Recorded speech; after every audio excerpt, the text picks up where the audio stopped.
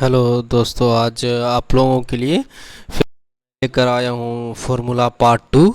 Formula का part two लेकर आया हूँ क्लास 10th का कंप्लीट फार्मूला। एक और पार्ट आएगा पार्ट थर्ड, जिसमें कंप्लीट हो जाएगा आप लोगों का फार्मूला। ठीक है, चलिए स्टार्ट करते हैं। तो पहला जो लेकर आया हूँ मैं वो है किससे, निर्देशांक ज्यामिति से। किससे? निर्देशांक ज्यामिति से। ठीक है, निर्देशांक ज्यामिति से है। निर्देशांक ज्यामिति से याद रखिएगा आप लोग। ठीक है, निर्देशांक ज्यामिति से फॉर्मूला है। तो अगर जैसे पहला फार्मूला, बस सब फार्मूला मैं समझा देता हूँ आप लोग को, आप लोग उतार लीजिएगा सीरियल वाइज। तो पहला है कि यदि दो बिंदु को, कितने बिंदु को, दो बिंदु है, एक बिंदु ए है, एक बिंदु क्या है, ए है, और उसका है x1 कोमा y1 है। ठीक है, और एक a2 है, एक क्या है, बी बिंदु है, जिसका x2 और कोमा y2 है। अब इन दोनों बिंदु के बीच की दूरी, इन दोनों, जैसे मान लीजिए ये लाइन है, इस बिंदु का नाम ए है, इस बिंदु का नाम क्या है, बी है। अब इन दोनों बीच की दूरी अगर हम निकालेंगे, क्या निकालेंगे, दूरी निकालेंगे, तो दूरी के लिए सूत्र आता है क्या, दूरी के लिए सूत्र आता है A under root x2 minus x1 का whole square plus y2 minus y whole square formula आता है। क्या आता है, तो x, ये फॉर्मूला को आप लोग याद रखें, under root x2 minus x1 का whole square plus y2 minus y1 का होल स्क्वायर फॉर्मूला आता है। इसका याद रखें। इसी फॉर्मूला को हम इस तरीका से भी लिख सकते हैं कि under root x2 minus x1 minus x2 का whole square plus y1 minus y2 का होल स्क्वायर होता है। ठीक है, यह दोनों फॉर्मूला याद रखिएगा। ऑब्जेक्टिव में ये कोई भी फॉर्मूला पूछ सकता है इन दोनों में से। ओके, और आप लोग, आपको जिस दूरी फॉर्मूला याद करेगा तो आपको जो मन है, अगर ये लगाने का तो ये लगा दीजिए, और ये लगाने का मन है तो ये लगा दीजिए। ओके, चलिए अब हम लोग बात करते हैं आगे। दूरी सूत्र याद हो गया, under root x2 minus x1 का whole square plus y2 minus y1 का होल स्क्वायर होता है। चलिए अब हम लोग आगे की बात करते हैं।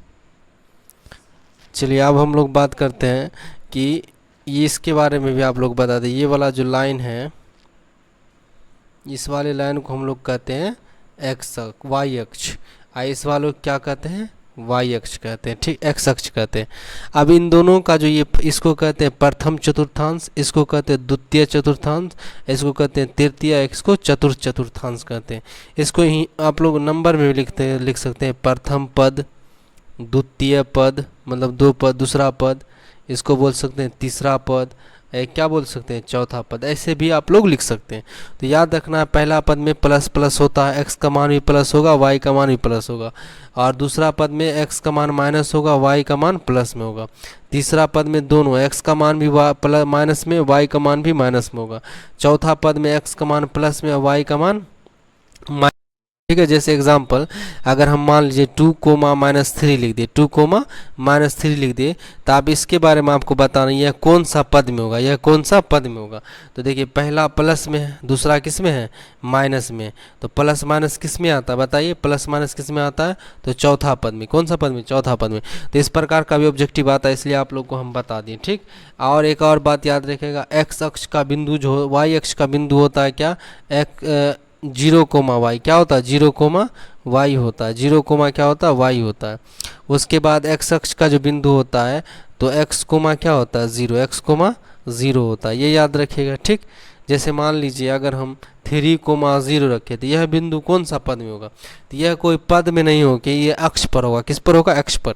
तो 3 कोमा 0 मतलब ये एक्स अक्ष पर होगा। अगर y का मान 0 आ जाता है, y का मान 0 आ जाता है, तो वह एक्स अक्ष पर होगा। अगर x का मान 0 आ जाएगा तो वह किस पर होगा, y अक्ष पर होगा। ओके, इतना बात याद रखिए। देखिए, x अक्ष बिंदु यहाँ लिख दिए, y अक्ष बिंदु भी लिख दिए।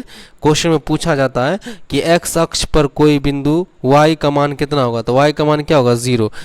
y अक्ष पर x निर्देशांक कितना होगा, तो y अक्ष पर x निर्देशांक क्या होगा, 0 होगा। ये ऑब्जेक्टिव को आप लोग याद रखिएगा। ठीक है,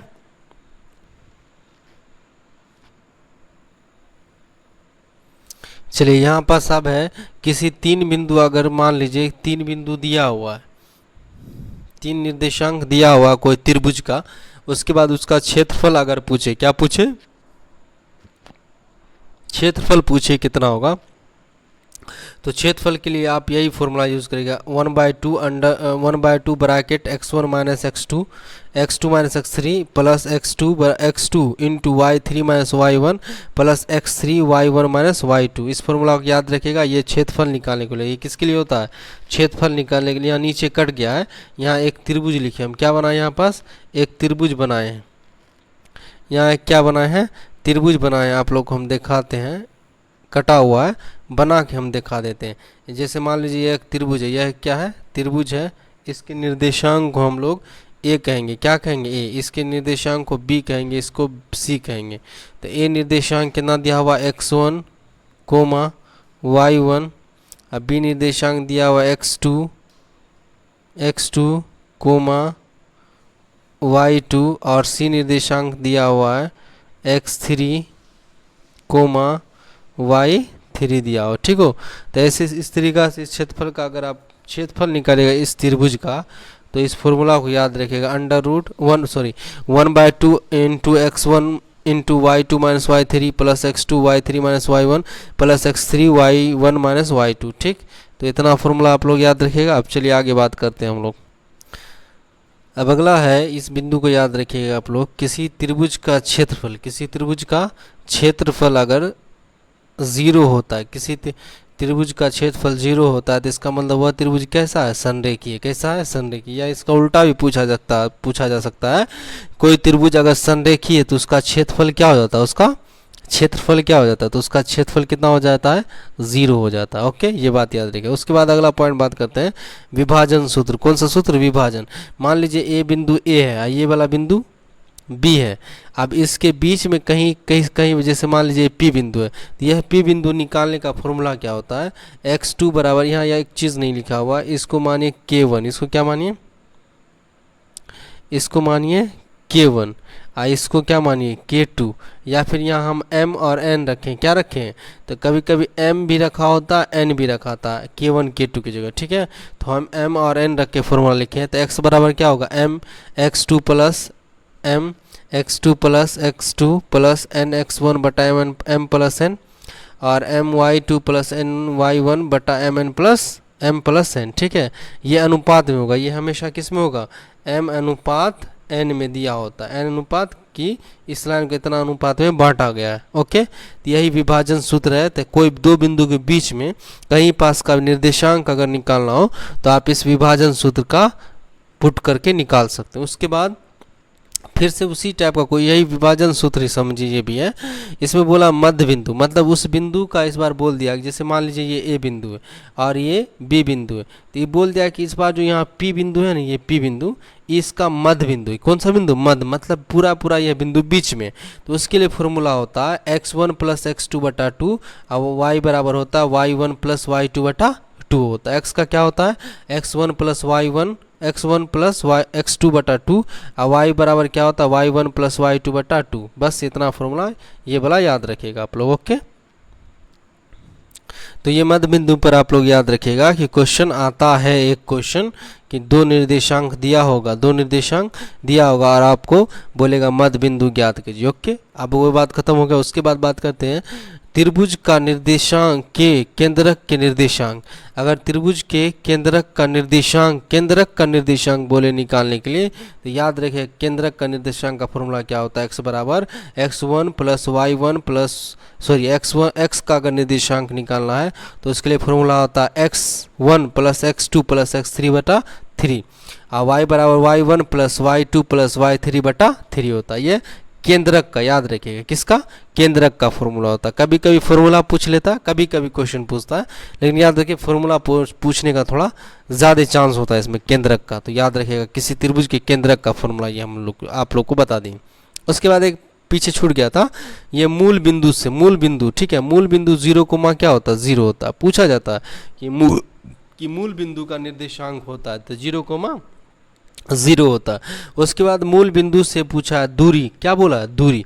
तो मूल बिंदु से अगर दूरी पूछे तो दूरी का सूत्र होता है दूरी बराबर √x² plus y², √x² plus क्या होता है?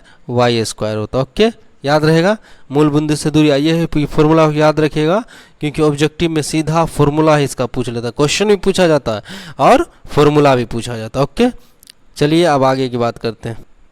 अब आ गए हैं ट्रिग्नोमेट्री में। किस में? ट्रिग्नोमेट्री में आ गए हैं। इसका फॉर्मूला आप देखिए आप लोग। इसका सबसे पहले ट्रिग्नोमेट्री के बारे में सुनिए कि इसका फॉर्मूला होता है क्या। पहले इसको पहचान जाइए। ये वाला जो ये एक समकोण त्रिभुज है। कैसा त्रिभुज है? समकोण त्रिभुज है। यहाँ 90 डिग्री बन रहा है, ठीक है। तो इसको कर्ण बोलते हैं। इधर वाले साइड को क्या बोलते हैं? कर्ण। एक फिगर हम इधर से बना देते हैं। ये कैसा त्रिभुज है? समकोण त्रिभुज है। कैसा त्रिभुज है ये? समकोण त्रिभुज। यहाँ 90 डिग्री बन रहा है, तो इसको कहते हैं कर्ण। इसको क्या कहते हैं? कर्ण। एच कहते हैं। ये पी है और ये बी है। याद रखिए, बी यहाँ भी आ सकता है, पी यहाँ भी आ सकता है। ओके, बदल सकता है, पी और बी का मान बदल सकता है, लेकिन कर्ण नहीं बदलेगा। कर्ण नहीं बदले, कर्ण हमेशा बड़ा वाला साइड होता है। तो साइन थीटा का फॉर्मूला होता है पी बटा एच, कोस थीटा का फॉर्मूला होता है बी बटा एच, टेन थीटा का पी बटा बी होता है। और इसी साइन जो होता है कोसेक का उल्टा होता है। किसका? कोसेक। यहाँ सी छूट गया है, ठीक है। कोसेक का फॉर्मूला होता है, साइन थीटा के फॉर्मूला को बदल दीजिए, तो एच बटा क्या? पी। तो आप इसमें भी एच बटा पी कर दीजिए। कोस उल्टा होता है सेक का, कोस के उल्टा होता है सेक का। तो कोस उल्टा अगर होता है तो एच बटा बी हो जाएगा। और टेन का रिलेशन किससे? कोट से, तो उल्टा होता है एक दूसरे का। तो टेन अगर पी बटा बी है तो कोट क्या हो जाएगा? बी बटा पी हो जाएगा, ठीक। ये फॉर्मूला याद रखिए। अब अभी हम तुरंत बोले थे आप लोगों को, अभी तुरंत बोले थे कि साइन उल्टा होता कोसेक का। तो साइन थीटा बराबर क्या हो जाएगा? 1/1 कोसेक थीटा। साइन थीटा बराबर 1 बटा कोसेक थीटा। इसी को बदल दीजिए, कोस थीटा को उधर ले जाइए, तो उधर ले जाएगा, बटा में है कोस थीटा, उधर जाएगा तो यहाँ चला जाएगा तो इंटू में चला जाएगा। तो साइन इंटू कोसेक बराबर क्या होगा? 1 होगा। कोसेक थीटा को भी लिख सकते हैं 1 बटा साइन थीटा। जैसे हम लोग साइन थीटा को लिखते हैं 1 बटा कोसेक थीटा, तो उसी तरह का कोसेक थीटा को 1 बटा साइन थीटा। और sine theta into cosec theta बराबर 1, एक ही हो गया। अब कोस सेक का उल्टा होता है, कोसेक थीटा बराबर 1 बटा क्या? Sec theta. सेक थीटा बराबर 1 बटा क्या? Cosec theta. जैसे कोस थीटा बराबर 1 बटा सेक थीटा लिखते हैं, तो उसी तरीके से सेक थीटा बराबर 1 बटा क्या लिखेंगे? Cos theta. और cos theta into sec theta क्या देगा? 1 देगा। कोस थीटा इंटू सेक, सीधा फॉर्मूला पूछ लेगा ऑब्जेक्टिव में कि cos theta into sec theta बराबर मान होगा, तो ऑप्शन रहेगा सेक साइन थीटा, ये थीटा वो थीटा, ऑप्शन में 1 रहेगा। क्या रहेगा? 1। तो 1 मारना है। उसके बाद इसी तरीका से टेन कोट का होता है, तो टेन थीटा बराबर 1 बटा कोट थीटा, तो कोट थीटा बराबर भी होगा 1 बटा टेन थीटा। उसका कोट इंटू टेन लिखे, टेन इंटू कोट लिखे, उसका मान क्या होगा? 1 होगा। उसका मान क्या होगा? 1 होगा। ओके, उसके बाद बात करते हैं टेन थीटा। उसके बाद किसके बात करें? Tan theta. टेन थीटा बराबर होता है साइन थीटा बटा कोस थीटा, कोट थीटा बराबर होगा कोस थीटा बटा साइन थीटा। बस ये फॉर्मूला याद रखिएगा। ओके, ये सब आप लोग को पहले से ही बताया हुआ, एक बार रिवाइज कर देते हैं हम। उसके बाद है ये फॉर्मूला तो याद है आप लोगों को कराए थे हम कि साइन थीटा बराबर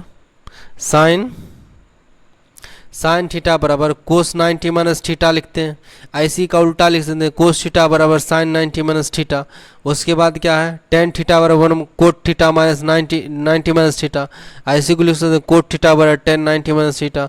सेक थीटा बराबर cosec 90 minus theta, cosec theta बराबर सेक 90 माइनस थीटा। ये फॉर्मूला कब यूज़ करेंगे? जब हमको थीटा का मान नहीं दिया हो। जब हमको थीटा का मान नहीं दिया हो तब ये फॉर्मूला हम यूज़ करते हैं, आप लोग को बताए थे। ओके, चलिए उसके बाद है ये फॉर्मूला स्क्वायर वाला है, तो स्क्वायर वाला याद रखिएगा कि साइन स्क्वायर थीटा बराबर प्लस कोस स्क्वायर थीटा बराबर 1। इसी को पलट दीजिए, साइन स्क्वायर थीटा 1 माइनस क्या होगा? कोस स्क्वायर थीटा। कोस स्क्वायर थीटा उठ के इधर चला आएगा, माइनस में चला जाएगा। कोस स्क्वायर थीटा बराबर लिख सकते हैं 1 माइनस क्या? Sign square theta. इसको एक तरीका से और लिख सकते तो कोस थीटा बराबर क्या लिख सकते हैं? कोस थीटा बराबर हो जाएगा under root 1 minus sine square theta. 1 minus sine square theta भी लिख सकते हैं। इसी तरीका से यहाँ भी है कि सेक स्क्वायर थीटा बराबर 1 प्लस टेन स्क्वायर थीटा। तो इसको लिखिए टेन को, इसको लिखिए सेक को इधर, मतलब कि कुछ नहीं करना, इसी को हम लिख दें टेन स्क्वायर थीटा बराबर sec square minus cot square theta. 1 plus में था, इधर ले गए तो माइनस में चला जाएगा। इसी को फिर लिख दे टेन को इधर ले गए तो tan sec square theta minus tan square theta बराबर 1, और tan square minus sec square बराबर -1। बस याद रखिएगा कि sec square theta minus tan square theta बराबर 1 होता है, लेकिन इसको इधर कर देंगे तो tan square minus sec square theta बराबर क्या होगा? -1 होगा। बस याद रखना। इसी तरीका से हम यहाँ भी लिखे कोसेक स्क्वायर थीटा बराबर 1 प्लस कोट स्क्वायर थीटा। और उसके बाद कोट स्क्वायर थीटा बराबर कोसेक स्क्वायर थीटा माइनस 1 हो जाएगा। और कोसेक स्क्वायर थीटा बराबर cosec square theta minus cot square theta बराबर 1, लेकिन वही उल्टा लिखेंगे, cot square theta minus cosec square theta बराबर माइनस 1 हो जाएगा। याद देखिए टेन स्क्वायर थीटा बराबर cos square theta minus sine square theta बटा cos square theta, cot square theta बराबर क्या हो जाएगा, कोस स्क्वायर थीटा बटा साइन स्क्वायर थीटा। ठीक है, अब जो है आप लोगों का हमको तो ट्रिग्नोमेट्री भी कंप्लीट हो गया। सब फॉर्मूला हम दे रहे हैं, आप लोग अब कुछ नहीं करना, बस कॉपी में उतार के और इसको बो बाय नहीं पूरा पूरा क्या करना, याद कर लेना है। पूरा पूरा क्या करना है, एक बार याद कर लेना। अब वो लेक्चर को जरूर सुनिएगा, लेक्चर सुनिएगा तो सब ऐसे याद हो जाएगा आप लोग को, और उसका याद करना थोड़ा आसान हो जाएगा। ओके, हेलो, तो अब हम अगला बात करते हैं, और अगला टॉपिक हमारा क्या है, पारयिकता है। ठीक है, पारयिकता को अच्छा से देखिएगा, आसान टॉपिक है ये, और इससे आसानी से क्वेश्चन भी बन जाता। तो पारयिकता का फॉर्मूला क्या होता है, ई के अनुकूल परिणाम, ई के अनुकूल परिणामों की संख्या बटा संभव परिणामों की कुल संख्या, एन ई ऑफ ई बटा एन ई एस लिखा जाता है। ठीक है, ई के अनुकूल जी मतलब जिसके बारे में पूछा जाता है उसके अनुकूल आपको बताना है परिणाम क्या है, और कुल संभव परिणाम मतलब उसमें कुल संभव कितना है, टोटल पारयिकता क्या है, मतलब संख्या कितना है उसको लिखना है। ठीक है, अब ये याद रखिए, ये कंडीशन याद रखिएगा आप लोग कि पारयिकता का जो मान होता है 0 से बड़ा और 0 के बराबर, या 1 से छोटा और 1 के बराबर, यही होता है पारयिकता का मान। ये कंडीशन जरूर याद रखिएगा क्योंकि ऑब्जेक्टिव में पूछा जाता है। उसके बाद एक कंडीशन ये है, एक कंडीशन हमारा ये है कि P of E plus P of dash ई बराबर क्या होता है, 1 होता है। ठीक है, ये कंडीशन को भी याद रखिएगा क्योंकि ये कंडीशन भी पूछा जाता है ऑब्जेक्टिव में। और एक बार अधिकतम मान पूछे, निश्चित की घटना पूछ ले, अधिकतम पूछ ले या निश्चित की घटना पूछ ले, तो उसका आंसर क्या होगा, हमेशा 1 होगा। क्या होगा, 1 होगा, याद रखिएगा। उसके बाद क्या है कि अगर असंभव घटना पूछ ले, क्या पूछ ले, असंभव घटना पूछ ले अगर, या न्यूनतम मान पूछ ले, तो उसका आंसर क्या होता है, 0 होता है। और इस टाइप का ऑब्जेक्टिव में पूछा जाता है। ओके, इसको याद रखिएगा, असंभव घटना या न्यूनतम मान कितना होता है, 0। अधिकतम मान या निश्चित घटना क्या होता है, 0 होता है। उसके बाद हम बात करते हैं एक सिक्का। पारयिकता में क्या बात करेंगे, एक सिक्का के बारे में हम लोग बात करेंगे। तो एक सिक्का हमें क्या होता है कि कुल संभव, इसका कुल संभव कितना होता है, 2 होता है। एक सिक्का का कुल संभव कितना होता है, 2 होता है। या तो वो हेड आएगा या तो क्या आएगा, वो टेल आएगा। ओके, तो एक सिक्का अगर कुल संभव पूछे तो कितना होता है, 2 होता है। ठीक है, और या तो हेड आएगा या तो टेल आएगा। हेड को क्या कहते हैं हम लोग, चित कहते हैं, हिंदी में क्या कहते हैं, चित। और टेल को क्या कहते हैं, पट। टेल को क्या कहते हैं, पट कहते हैं। और उसके बाद दो संख्या के उछाल में, मतलब 2 सिक्कों की उछाल में, तो 2 सिक्कों का अगर पूछे कुल संभव कितना होता है, 4 होता है। कितना होता है कुल संभव, 4 होता है। या तो हेड हेड आएगा, हेड टेल आएगा, टेल हेड आएगा, टेल टेल आएगा। ठीक, अब इसी के अंदर में से पारयिकता का मान पूछा जा सकता है। जैसे मान लीजिए अगर पूछा जाए कि 2 पारयिकता, तो 2 हेड कितनी बार आया, 1 बार आया। 2 हेड कितनी बार आया, 1 बार आया। तो 1 बटा क्या हो जाएगा, कुल संभव कितना था, 4, 1 बटा 4 हो जाएगा। उसी तरीका से 3 सिक्का का अगर कुल संभव पूछे तो 8 होता है। 3 सिक्का कितना होता है, 8 होता है। 3 सिक्का का कुल संभव कितना होता है, 8 होता है। 3 सिक्का का कुल संभव कितना होता है, 8 होता है। यहाँ कुल संभव हम लिख दिए ये चीज़। ठीक है, इसको आप लोग याद कर लीजिएगा, उतार भी लीजिएगा। ठीक, उसके बाद एक पासा की अगर बात करें तो एक पासा की कुल संभव 6 होता है। आप अगर पासा खेले होंगे छक्का लूडो वाला, तो उसमें देखे होंगे 1 आता है, 2 आता है, 3 आता है, 4 आता है, 5 आता है, 6 आता है। इससे ज़्यादा कोई संख्या आता नहीं आता है। तो एक पासा का अगर कुल संभव की हम बात करेंगे तो कितना होगा, 6 होगा। कुल संभव कितना होगा, 6 होगा।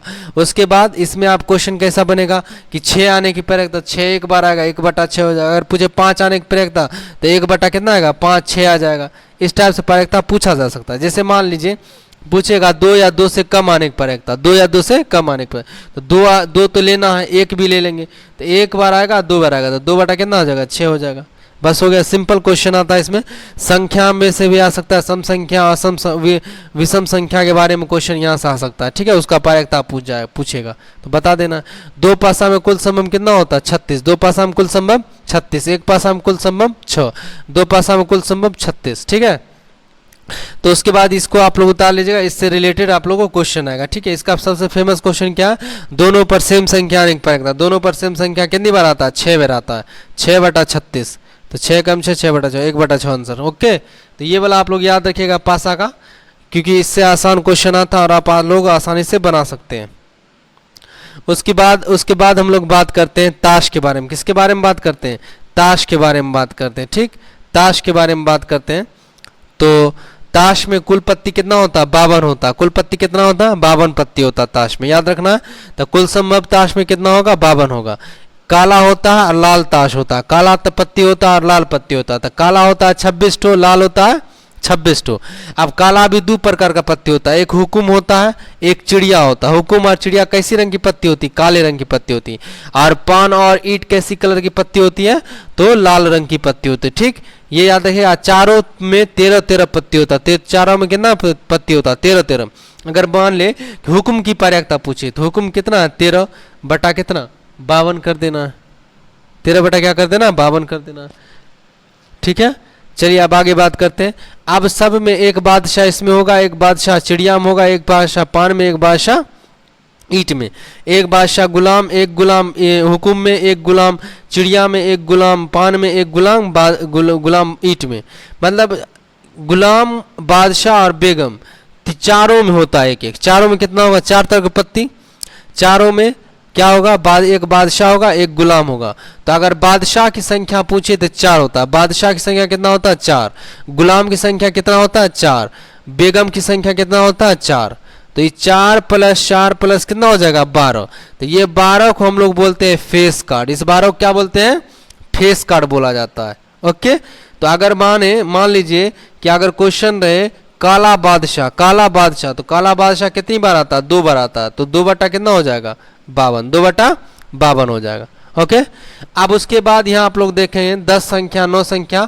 तो 10 जैसे मान लीजिए 10 संख्या, तो 10 एक हुकुम में भी होगा, एक चिड़िया में भी होगा, एक पान में, एक ईंट में, सब में होगा। मतलब हर पत्ती 4-4 होता है। हर पत्ती कितना होता है, 4-4 होता है। और चारों में होगा, एक एक पत्ती चारों में होगा। एक याद रखिएगा, इक्का, इसको क्या कहते हैं, इक्का कहते हैं। तो एक इक्का हुकुम में होगा, एक इक्का चिड़िया में होगा, एक इक्का पान में होगा, एक इक्का ईंट में होगा। इक्का कितना होता है, तो इक्का की संख्या अगर हम लोग बोले तो इक्का की संख्या कितना होता है, इक्का की संख्या, तो इक्का की संख्या होता है 4। इक्का की संख्या कितना होता है, 4। तो इक्का का अगर प्रायिकता पूछे तो 4 बटा क्या हो जाएगा, 52 हो जाएगा। ठीक, उसके बाद अगर ऐसे पूछ ले कि लाल इक्का की प्रायिकता, तो लाल इक्का 2 ही होता है, लाल इक्का 2 ही होता है। पान का एक इक्का, एक ईंट का इक्का, तो 2 बटा क्या हो जाएगा, 52 हो जाएगा। उसके बाद अगर काला इक्का की प्रायिकता पूछे तो 2 बटा 52, क्योंकि काला भी कितना होगा, 2 ही होगा। समझ में आया बात। और सिर्फ इक्का पूछे तो 4 बटा 52। ठीक, इसको काट के अपना आंसर ले आना। तो ये जाएगा 1/13, ये हो जाएगा 1/26, ये भी 1/26 हो जाएगा। ओके, तो इस बात को याद रखना है, इस ज़्यादा टफ होता नहीं, बस एक बार आप लोग याद कर लीजिए, नज़र गड़ा लीजिए तो आसानी से याद हो जाएगा। मेरे चैनल को थोड़ा सब्सक्राइब कीजिए, आप लोग आगे बढ़ाइए। ठीक है, और ज़्यादा से ज़्यादा थोड़ा शेयर कीजिए, जो क्लास 10th में आप लोग के जानने वाले उसको शेयर कीजिए, और सब्सक्राइब जरूर बढ़वाइए मेरा। आप लोग सपोर्ट कीजिएगा तो हमको थोड़ा आसानी हो जाएगा। ठीक, चलिए हम लोग आगे बात करते हैं। उसके बाद है सांख्यिकी। चैप्टर का नाम क्या है, सांख्यिकी, एस्थेटिक्स। तो सांख्यिकी के बारे में याद रखिएगा, पहला होता है परिसर। क्या होता है, परिसर। तो परिसर होता है बड़ी संख्या माइनस छोटी संख्या। परिसर किसे कहते हैं, बड़ी संख्या माइनस छोटी संख्या। जैसे हम एक आंकड़ा लिख दिए 2, 4, 1, 3 लिख दिए। ठीक है, इसका परिसर पूछिए तो इसमें सबसे बड़ी संख्या क्या है, 4 है, 4 लिख दीजिए। सबसे छोटी संख्या क्या, 1 है, घटा दीजिए 3, आंसर क्या हो जाएगा, 3। इसी को हम लोग क्या कहते हैं, परिसर कहते हैं। ओके, उसके बाद बारंबारता किसे कहते हैं, संग्रह में कोई पद कितनी बार, मतलब किसी में कोई पद कितनी बार आता है, उसी को हम लोग क्या कहते हैं, बारंबारता। वर्ग सीमा, जैसे 5 और 10 लिखे तो यही वर्ग सीमा हो गया। ठीक, तो इसका वर्ग सीमा कितना है, 5 से 10, तो 5 इसका, इस वर्ग की निम्न सीमा है, 5 इसका क्या है, निम्न सीमा होगा, 10 क्या होगा, उच्च सीमा होगा। ठीक है, वर्ग चिन्ह का क्या होता है, उच्च सीमा प्लस निम्न सीमा बटा 2। जैसे मान लीजिए 5 और 10 है, 5 और 10, इसका वर्ग चिन्ह अगर बोले तो 5 प्लस क्या करेंगे, 5 + 10 बटा क्या कर देंगे, 2 कर देंगे। तो कितना आ जाएगा, 15 बटा कितना हो जाएगा 2 आ जाएगा, तो 7.5 हो जाएगा। 7 पॉइंट कितना होगा 5 हो जाएगा। इसी को वर्ग चिन्ह कहते हैं। ठीक, उसके बाद अगर आंकड़ों के बारंबारता दिया हो इतना और उसके बाद इसका माध्य पूछे, क्या पूछे माध्य पूछे, क्या पूछे माध्य पूछे, तो माध्य का यही फॉर्मूला होता है कि सारे आंकड़ों का योग, सारे आंकड़ों का योग। देखिए जैसे हम यहाँ x1 plus x2 plus x3 dash dash xn तक बटा n, मतलब कितनी बार आंकड़ा आया 1 2 3 n तक गए हैं तो n होगा फॉर्मूला। ठीक है, ये माध्य का फॉर्मूला हो गया। उसके बाद माध्य का फॉर्मूला एक और लिखते हैं सिग्मा एफ एक्स बटा sigma F, sigma F x बटा सिग्मा एफ। ओके, ये होता है माध्य सांख्यिकी का। आगे पढ़ते हैं, आगे और फॉर्मूला इसमें। उसके बाद है माध्य का, उसके बाद क्या है माध्य का। तो माध्य का गणना हम लोग किस तरीके से करते हैं, n+1। माध्य का दो तरीका से निकाला जाता है। एक, जब अगर n की संख्या विषम हो, n की संख्या क्या हो विषम हो, तो विषम संख्या हो तो n+1 बटा क्या करते हैं 2 करते हैं, n+1 बटा 2 करते हैं माध्य का। फिर माध्य का अगर निकालेगा आप लोग तो एक अगर सम संख्या हो, सम संख्या हो तो n/2 पद प्लस n+1 n/2 + 1 का n पद। तो ये दो तरीका से हम माध्य का निकालते हैं। ठीक, जैसे मान लीजिए हम अगर मान लीजिए कि 2 दे दिए, 1 दे दिए, 4 दे दिए, तो आप लोग को नजर आए ये एक आंकड़ा है, इसका माध्य का बोले तो इसको पहले हमेशा आप लोग बढ़ते क्रम में सजाए। 2 1 2 4 बढ़ते क्रम में सजा दिए। आप गिनिए कितनी बार है, 1 2 3, 3 बार है। तो 3 कैसी संख्या है विषम संख्या है, तो 3 एक विषम संख्या है, तो 3 में क्या बोले हैं +1 कर देने के लिए, क्या बोले हैं +1। तो कितना आ जाएगा 3 1 4/2, काट दीजिए 2 दूनी 4, तो 2 आया। तो दूसरा पद में क्या 1 2, दूसरा पद में 2 ही है, तो इसका माध्य क्या हो जाएगा 2 हो जाएगा। तो सम विषम रहे तो सम के लिए ये फॉर्मूला होता है, विषम के लिए ये फॉर्मूला होता है। उसके बाद माध्यका का फॉर्मूला होता है l+n/2 - cf/f × h। तो ये माध्यका कब होगा, कब ये फॉर्मूला यूज करेंगे, ये तो ये सब ऑब्जेक्टिव के लिए होता है, ये सब ऑब्जेक्टिव में पूछा जाता है। लेकिन ये वाला सब्जेक्टिव में आप लोगों को आएगा। तो l किसे कहते हैं माध्य का वर्ग निम्न सीमा, मतलब माध्य का सबसे वर्ग में कौन सा निम्न सीमा लेना है। f का मतलब होता है माध्य का की बारंबारता, जो कितनी बार आया उसको बारंबारता बोलते हैं। माध्य का वर्ग के ठीक पूर्व, माध्य का किसको बोलते हैं सी किसको बोलेंगे माध्य का वर्ग के ठीक पूर्व वर्ग की संचयी बारंबारता बोलते हैं। n मतलब कुल बारंबारता, h मतलब माध्यका का वर्ग की लंबाई। ठीक है, वर्ग की लंबाई। इसी तरीका से बहुलक का भी फॉर्मूला होता है। तो बहुलक बराबर होता है 1 l प्लस ब्रैकेट से घेरा हुआ f1 - f2 बटा 2f - 1 2f1 - f0 - f2 × h। ये फॉर्मूला होता है बहुलक का। ये फॉर्मूला किसका होता है बहुलक का। तो ये सब फॉर्मूला, ये दोनों जो फॉर्मूला, ये दोनों सब्जेक्टिव में क्वेश्चन आता है 5 नंबर में। एल बोलते हैं वही जो ऊपर लिखा है वही सब बोलते हैं, f1 बहुलक वर्गों की बारंबारता। तो ये सब तब समझ में आएगा। आप लोग को फॉर्मूला हम दे रहे हैं तो फॉर्मूले बस लिखा रहे हैं, बस फॉर्मूला तक रहेंगे। क्वेश्चन रहेगा तो तब आपको समझ जाएगा कि f किसको कहते हैं, l किसको कहते हैं, f1 किसको कहते हैं। ओके, तो आप लोग कम से कम फॉर्मूला याद कर लीजिए, इसका बहुत काम आने वाला है। उसके बाद है प्रत्यक्ष विधि से, ये है माध्य निकालना। क्या निकालना माध्य, जो शुरू में पढ़ाए थे हम आप लोग को माध्य। तो माध्य 3 प्रकार से निकलता है। पहला प्रत्यक्ष विधि, तो प्रत्यक्ष विधि का माध्य का फॉर्मूला होता है सिग्मा एफ एक्स बटा सिग्मा एफ। ठीक है, प्रत्यक्ष विधि। कल्पित विधि का फॉर्मूला क्या होता है, तो A plus sigma F D बटा एफ, सिग्मा एफ डी बटा एफ। एक होता है पग विचलन विधि, तो A plus H into sigma F U बटा सिग्मा एफ। ठीक है, कोई दिक्कत। तो ये फॉर्मूला होता है, इसको हम प्रत्यक्ष विधि से हम निकालते हैं माध्य। माध्य क्या निकालते हैं माध्य, 3 विधि 3 तरीका से निकालते हैं। अगर क्वेश्चन में जो विधि दिया रहे उसी विधि से निकालना पड़ेगा आप लोगों को। याद रखिए, अगर कोई विधि नहीं लिखा है तो सबसे आसान विधि क्या होता है प्रत्यक्ष विधि से हम बनाएंगे। कौन विधि से बनाएंगे, प्रत्यक्ष विधि से बनाएंगे। उसके बाद लास्ट फॉर्मूला, ये वाला फॉर्मूला को आप लोग याद रखेगा कि बहुलक बराबर होता है 3 × माध्य का -2 × माध्य। बहुलक बराबर क्या होता है 3 × माध्य का -2 × क्या होता है माध्य होता है। तो ये फॉर्मूला अब हो गया आप लोगों का क्या कंप्लीट फॉर्मूला। अब जो है एक आप क्षेत्रफल से रिलेटेड बचा तो उसका भी फॉर्मूला हम जल्दी आप लोग को दे देंगे। आप लोग लाइक जरूर कीजिएगा, लाइक के साथ साथ क्या कीजिएगा शेयर जरूर कीजिए। लाइक के साथ क्या क्या है शेयर कीजिएगा, सब्सक्राइब जरूर बढ़ाइए हमारा, आप लोग सब सपोर्ट कीजिए, सब्सक्राइब बढ़ाइए, और जितना हम वीडियो दिए वो सब वीडियो को आप लोग देखिए, आप लोग के फ़ायदे के लिए, ठीक है, और मेरा भी फ़ायदा होगा। तो आप लोग देखिए अच्छा से, और इस बार आप लोग को बेस्ट ऑफ लक है क्लास 10th के लिए। अच्छा से अच्छा आप लोग इस बार नंबर लेकर आए 2026 में। शेयर कीजिए, अगर कोई है जानने वाला कि क्लास 10th में है तो उसको ज़रूर मेरा चैनल एक बार शेयर कीजिए और उनको बोलिए सब्सक्राइब करने के लिए। ओके, और आप लोग तो हमसे जुड़े हुए हैं, जो कोसी का है वो तो जुड़ा हुआ है, वो लोग एकदम लाइक कीजिए और पूरा लेक्चर को ज़रूर देखा कीजिए आप लोग को बहुत फ़ायदा मिलेगा, ठीक है। थैंक यू आप लोग को देखने के लिए। मेरे साथ लाइव में आप लोग जुड़ते हैं तो लाइव का टाइमिंग तो मालूम है, संडे को है कि कौन दिन है, संडे का एक दिन है। तो संडे कब किस वक्त हम लोग लाइव होते हैं, संडे के दिन। तो संडे के दिन हम लोग 11 बजे सुबह में लाइव होते हैं, ठीक है, 11 बजे सुबह में होते हैं। एक है वेंसडे के दिन, एक क्या है, वेंसडे के दिन हम लोग लाइव होते हैं। तो वेंसडे के किस 7 बजे शाम में, 7 बजे शाम में, 2 टाइम अभी लाइव का है, हफ्ता में 2 दिन हम लोग लाइव आते हैं, ठीक है। तो इस बार संडे को हम लाइव नहीं आ पाएंगे, इस बार संडे को लाइव नहीं आ पाएंगे क्योंकि मेरा एग्ज़ाम पड़ रहा है, इसलिए हम जा रहे हैं कहीं बाहर, तो मैं नहीं आ पाऊँगा संडे के दिन।